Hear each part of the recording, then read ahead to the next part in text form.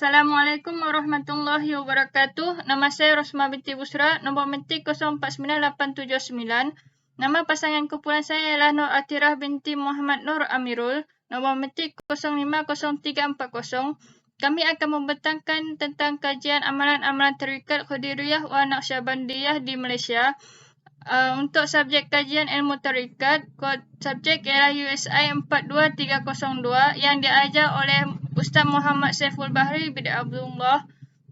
Kami dari Fakulti Kontemporari Islam, Ijazah Sarjana Muda Pengajian Islam Usuluddin dengan kepujian. Jadi, saya akan membentangkan tentang amalan-amalan khusus tarikat Qadiriyah wa Naqsyabandiyah.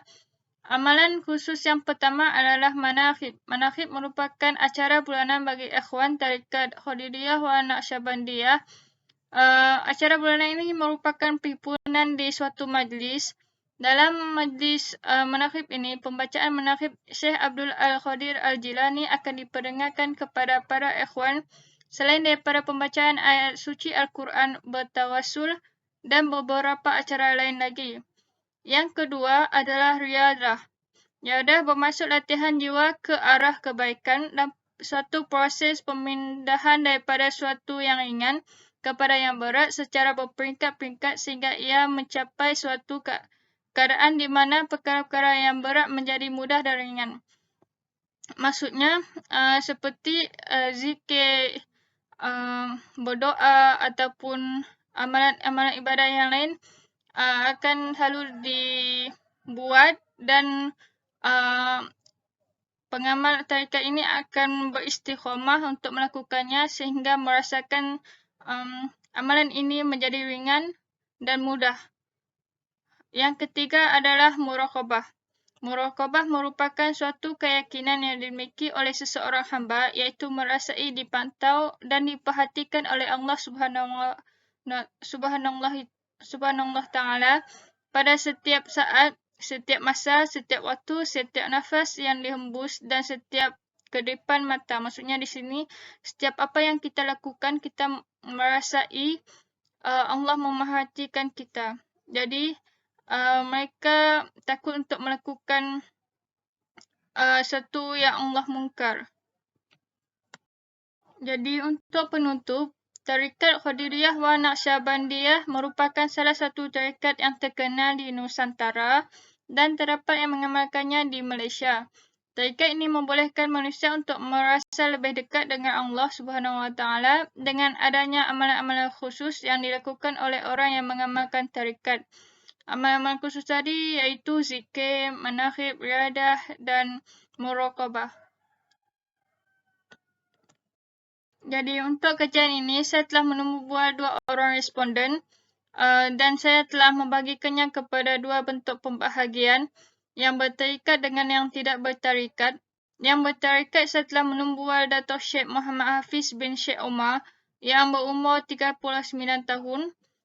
Pengajian beliau adalah SPM, STAM, seterusnya menyambung pengajian ke Universiti Azhar Mesir dengan memperolehi ijazah syariah dan melakukan sarjana di Universiti Islam Antarabangsa dan memperolehi ijazah kedoktoran di UNIZA. Beliau mengambil tarikat Alawiyah, berguru dengan Syekh Yusuf Hasani dan guru tahqiq beliau ialah Habib Omar.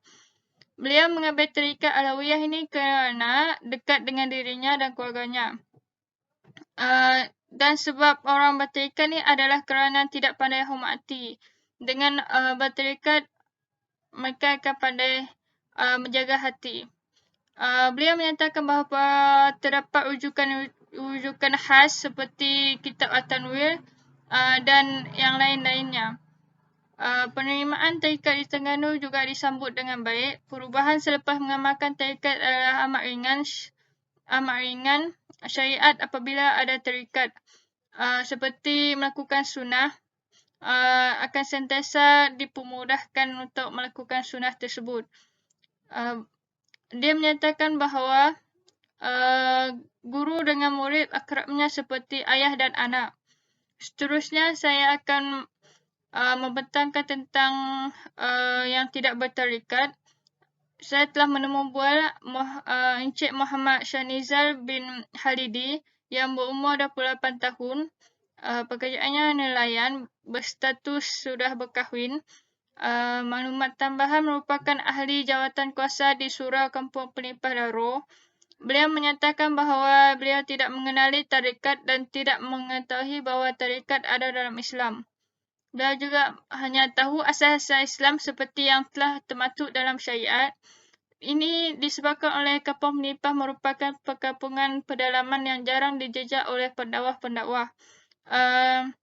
Penduduk juga tidak berpeluang untuk mengetahui Islam dengan lebih mendalam disebabkan takut berlaku kecelaruan dalam mendalami ilmu agama Islam.